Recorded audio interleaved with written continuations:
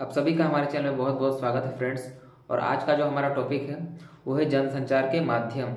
जनसंचार के माध्यम के अंतर्गत जो आज हम पढ़ने वाले हैं वो है इलेक्ट्रॉनिक मीडिया के बारे में पढ़ेंगे। तो चलिए स्टार्ट किया जाता है आज का वीडियो। देखिए, सबसे पहले संचार की परिभाषा हम लोग को जान लेनी चाहिए। जनसंचार, मैंने पिछली वीडियो में भी आप लोगों को बतलाया था कि जन का मतलब लोग होता है, जनता होती है। रहा संचार की बात, तो संचार का जो उत्पत्ति होता है वो संस्कृत के चर धातु से उत्पन्न हुई है।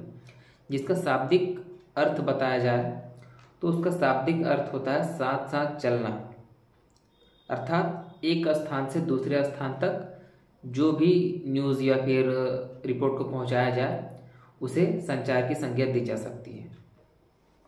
अब जनसंचार जान लेते हैं क्या है। जब हम व्यक्तियों के समूह के साथ प्रत्यक्ष संवाद के बजाय किसी तकनीकी या यांत्रिकी व माध्यम के जरिए समाज के एक विशेष वर्ग से संवाद कायम करते हैं तो उसे जनसंचार कहते हैं। अखबार, रेडियो, टीवी, इंटरनेट, सिनेमा आदि जो है जनसंचार के माध्यम के अंतर्गत आ जाती है। होता यह है कि जनसंचार हम उसे कहते हैं जो केवल, जैसे होता क्या है कि बिना देखे, यानी कोई दूर पर बैठा हो, जैसे देश विदेश में हो या फिर किसी अन्य स्थान पर हो और अगला व्यक्ति किसी एक ही स्थान पर खड़ा हो, और उस स्थिति में जो चर्चाएं, जो न्यूज़ होती है, जो संचार होती है, उस संचार को हम जनसंचार की संज्ञा दे सकते हैं। अब किसके माध्यम से दे सकते हैं? तो मैंने आपको बताया कि अखबार के माध्यम से हम उनको संदेश भेज सकते हैं, रेडियो के माध्यम से, टीवी या फिर इंटरनेट या फिर सिनेमा घर के माध्यम से हम उन्हें संचार का आदान प्रदान एक स्थान से दूसरा स्थान तक सफलतापूर्वक कर सकते हैं। अब हम जानेंगे कि इलेक्ट्रॉनिक मीडिया होता क्या है, क्योंकि इस वीडियो के शुरू में ही मैंने आपको बताया था कि हमारा टॉपिक है इलेक्ट्रॉनिक मीडिया, जो कि जनसंचार के माध्यम के अंतर्गत ही आ जाती है।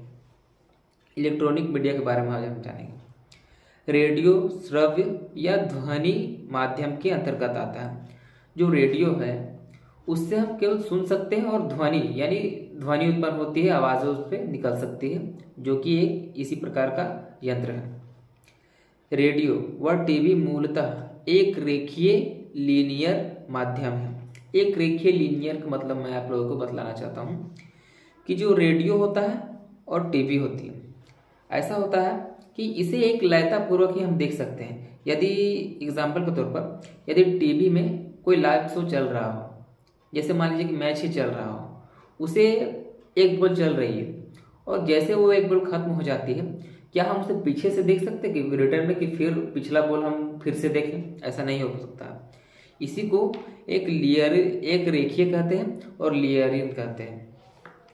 रेडियो समाचार की संरचना अखबारों व टीवी की तरह उल्टा पिरामिड शैली पर आधारित होती है। जो रेडियो समाचार की जो संरचनाएं होती है उसको किस शैली में लिखा जाता है?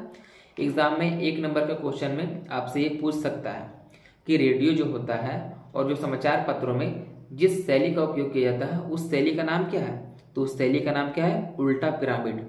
लगभग 90% ऐसा है कि अखबार में और जितने भी न्यूज़ें आती हैं लगभग सभी में उल्टा पिरामिड का ही शैली का उपयोग किया जाता है।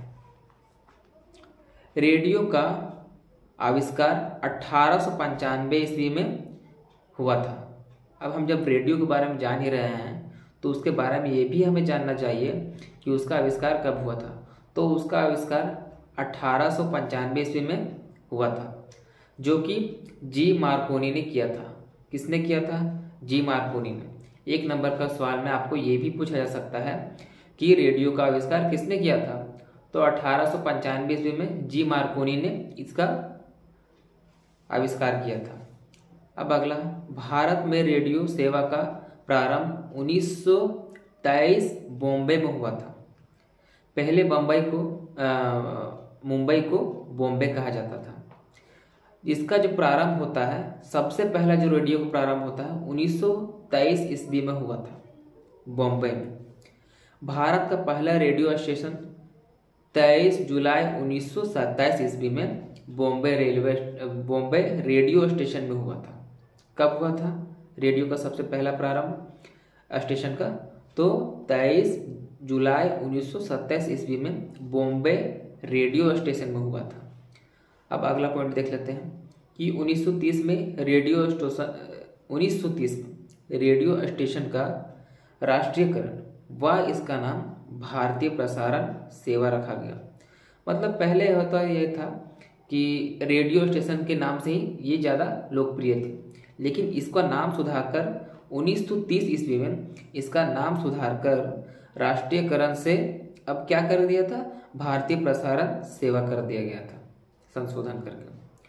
फिर अगला पॉइंट हम लोग देख लेते हैं कि 1936 में भारतीय प्रसारण सेवा का नाम बदलकर ऑल इंडिया रेडियो रखा गया।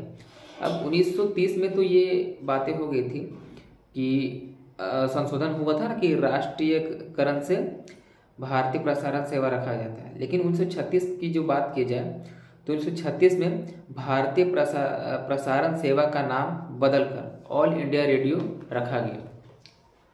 ऑल इंडिया रेडियो का नाम आकाशवाणी 1957 ईस्वी में किया गया। अब यहाँ से भी संशोधन की बात आ जाती है। ऑल इंडिया रेडियो के बाद अब बारी किसकी आ जाती है, आकाशवाणी, जो कि 1957 ईस्वी में 1957 ईस्वी में किया गया था। आकाशवाणी देश की 24 भाषाओं और 146 बोलियों में कार्यक्रम प्रस्तुत करती है। जो आकाशवाणी की जो बात मैंने किया अभी, तो उसका जो है वो 24 भाषाओं और 146 बोलियों में कार्यक्रम प्रस्तुत करती थी।